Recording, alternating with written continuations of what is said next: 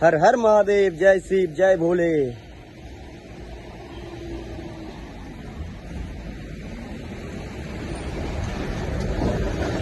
Continent bridge.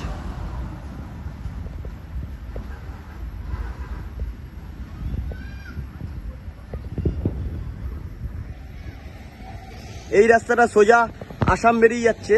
এই ব্রিজটা পার করলে, এই রাস্তাটা ধরলে সোজা আসাম চলে যাবে। আর এই দিকটা চলে যাচ্ছে গ্যাংটক, NH10।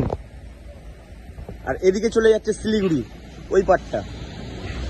আর এই পারে একটাই রাস্তা, যেটা ধরলে আসাম।